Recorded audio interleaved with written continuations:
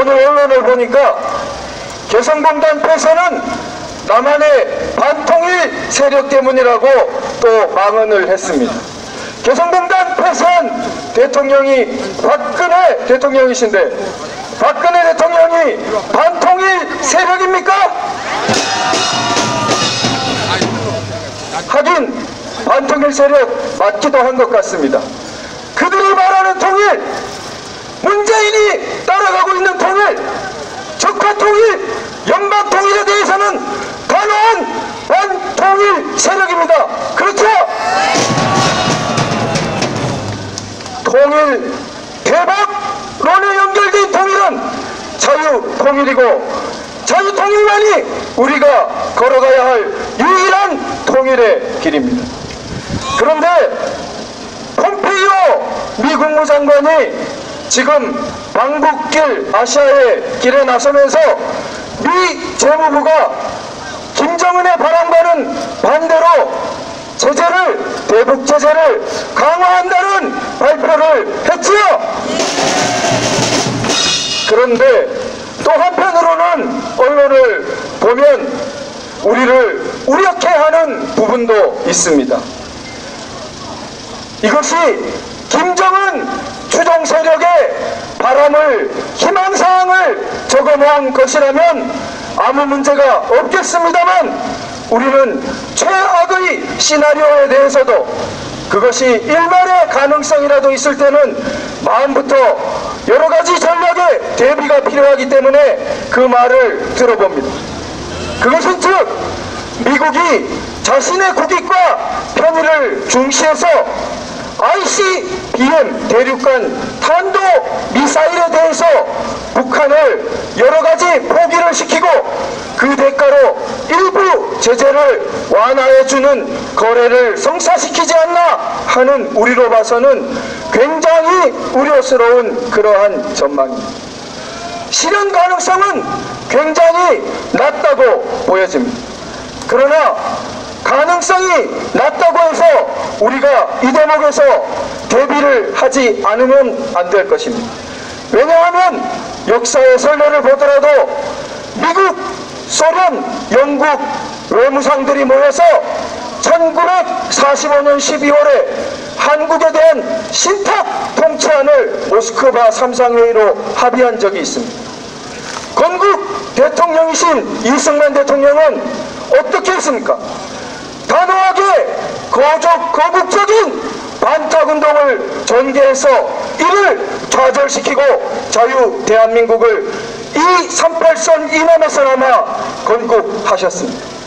비록 미 국무장관이 합의한 것이었지만 우리의 자유 대한민국을 수호하기 위해서 때로는 그것을 반대하는 대한국민의 기계도 필요한 것입니다. 그렇죠? 그런데 이승만 대통령께서 반탁운동을 벌이셨다고 해서 물론 미국의 도움 없이 자유 대한을 건국할 수는 없었을 것입니다. 이 대목에서 우리가 미국을 단일한 하나의 흐름으로 보기보다는 적어도 두 개의 흐름이 계속해서 이어지고 있는 것으로 보는 것이 기묘할 것이라고 생각됩니다. 미국이란 거대한 나라는 자신의 국익과 편의를 강조하는 흐름이 계속해서 이어지는 면이 하나가 있고 가치 동맹을 중시하는 흐름도 계속해서 이어지는 하나의 흐름이 있다고 생각합니다.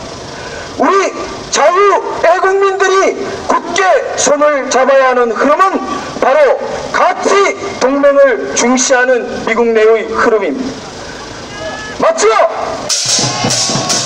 그런데 미국 내의 가치 동맹을 중시하는 결코 죽지 않는 이 흐름도 한국에서 손을 못 쓸 수가 있습니다.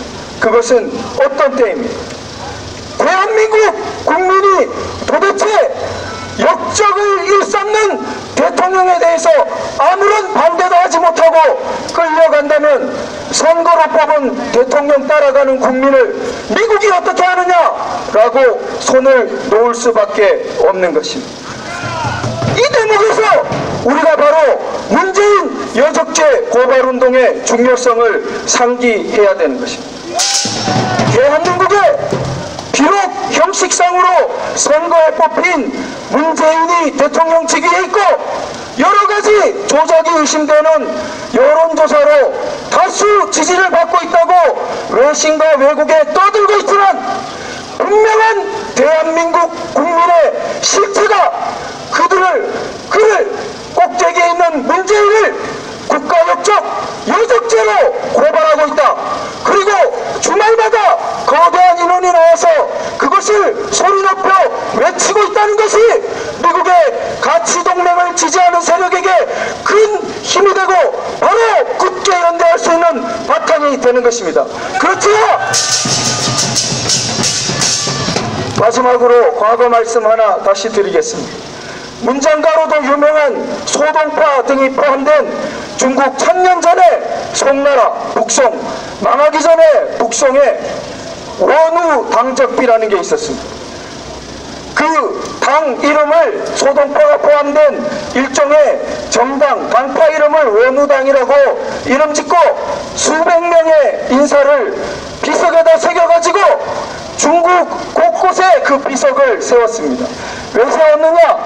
소동파 등이 포함된 이 당은 신법을 시행하려는 국가의 시책에 반대하고 황제의 명을 거슬러서 이 가문의 아들, 딸과는 결혼도 하면 안 된다라는 것을 알리기 위해서 저녁에 그런 비석을 세우게 했습니다. 그러나 이것을 주도하던 자들은 당파성이 애국심을 능가하던 자들로서 결국 북방민족에게 길을 터주고 북송을 망하게 하고 양자강 이남으로 남송으로 피신케 한 주역들입니다. 북송이 망한 후에야 소동파와 그 당들이 옳았고 그 사람들이 억울하게 희생됐다는 것을 알고 거기 비석에 쓰인 사람들은 모두 오히려 가문의 영광이 되었습니다.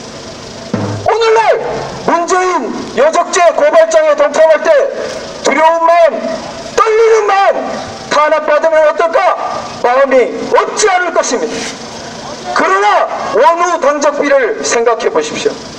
인류 보편의 가치와 자유의 가치가 한반도에서 분명히 승리하는 날, 그 이름은 문재인과 맞서 그 전선을 쌓은 원우 당적비와 같은 사람들로 기억될 것입니다. 반드시 문재인 여적죄 고발운동에 동참해 주시기 바랍니다. 감사합니다.